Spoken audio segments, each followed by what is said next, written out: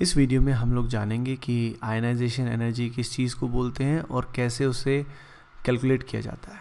तो देखिए, ionization energy नाम से ही पता लग रहा है, ये वो अमाउंट ऑफ एनर्जी है जो किसी भी एटम को आयनाइज करने के लिए रिक्वायर्ड होती है।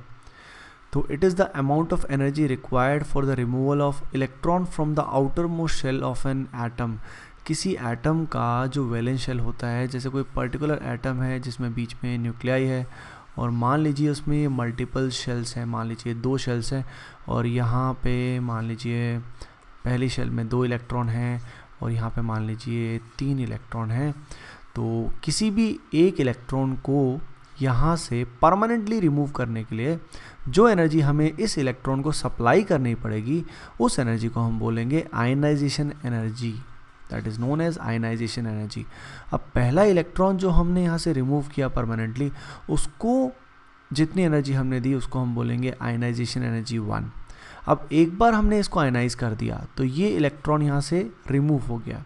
अगर ये इलेक्ट्रॉन यहाँ से रिमूव हो गया तो उस पर्टिकुलर एटम पे पॉजिटिव चार्ज आ गया, यानी पहले एटम ए कन्वर्ट हुआ ए प्लस में। अब मान लीजिए फर्दर हम इस इलेक्ट्रॉन को भी यहाँ से रिमूव करते हैं तो हमको फिर से कुछ amount of energy release provide करनी पड़ेगी।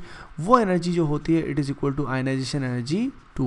यानी ऐसे केस में ये जो है ए प्लस ये कन्वर्ट हो जाएगा ए प्लस 2 में और ये एक इलेक्ट्रॉन फर्दर लूज़ करेगा। तो पहले केस में इसने एक इलेक्ट्रॉन लूज़ किया, दोबारा से इसने इलेक्ट्रॉन लूज़ किया।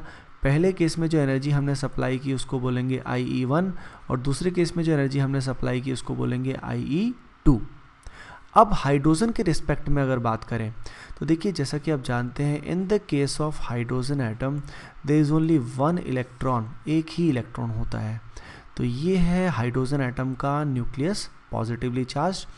ये उसकी पहली शेल है, ये उसकी दूसरी शेल है, ये इसकी तीसरी शेल है। तो इसका जो एकमात्र इलेक्ट्रॉन होगा वो के शेल में, यानी n is equal to 1 number वाली जो शेल है उसमें लाई करेगा।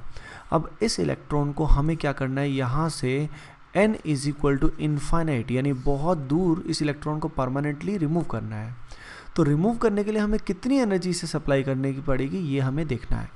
तो देखिए, जो n इज इक्वल टू 1 में इस पर्टिकुलर इलेक्ट्रॉन की जो एनर्जी होती है it is equal to -13.6 electron volt. इतनी एनर्जी इसकी होती है। अगर हम n is equal to infinite पे इस इलेक्ट्रॉन की एनर्जी देख लें तो उससे हमें पता लग जाएगा कि कितनी एनर्जी हमें सप्लाई करनी पड़ेगी। जैसे कि आप जानते हैं En is equal to -13.6 Z² divide by n² electron volt. अब यहाँ पे n की वैल्यू अगर इन्फाइनाइट होगी तो ये जो En की वैल्यू आएगी, यानी E in the case of infinity will be equal to 0 electron volt. यानी फाइनल जो एनर्जी होने वाली है इलेक्ट्रॉन की वो होने वाली है 0 और अभी जो एनर्जी है वो उसकी है -13.6। तो नेट एनर्जी जो हमें सप्लाई करनी पड़ेगी, it is equal to final energy minus initial energy. अब फाइनल एनर्जी ज़्यादा है, इनिशियल एनर्जी कम है, तभी हमें एनर्जी सप्लाई करनी पड़ रही है। फाइनल एनर्जी जो है it is corresponding to E infinity. ये जो वैल्यू है final it is equal to 0 electron volt और इनिशियल एनर्जी जो होगी इट इज़ इक्वल टू -13.6 और माइनस यहाँ पे सिंबल है तो माइनस माइनस मिलके क्या हो जाएगा प्लस। यानी अगर मैं इस इलेक्ट्रॉन को 13.6 इलेक्ट्रॉन वोल्ट की एनर्जी सप्लाई करता हूँ तो नेट एनर्जी इसकी क्या हो जाएगी 0 और ये जो इलेक्ट्रॉन है ये इन्फिनिटी पे पहुँच जाएगा। यानी इन्फिनिटी एक हाइपोथेटिकल बात है, मतलब एटम से, इस न्यूक्लियस से एक्चुअली ये इलेक्ट्रॉन बहुत ही दूर हो जाएगा, जिससे ये H एटम कन्वर्ट हो जाएगा H+ आयन में। तो इसीलिए इसको बोलते हैं आयनाइजेशन एनर्जी। तो आइए स्टूडेंट्स एक बार दोबारा से रिवाइज करते हैं कि व्हाट इज़ आयनाइजेशन एनर्जी। देखिए, ये वो एनर्जी होती है जो किसी एटम ए को आयनाइज करने के लिए, यानी इलेक्ट्रॉन लूज़ करके जैसे प्लस चार्ज आता है उसके लिए जो एनर्जी हमें सप्लाई करनी पड़ती है उसको बोलते हैं आयनाइजेशन एनर्जी।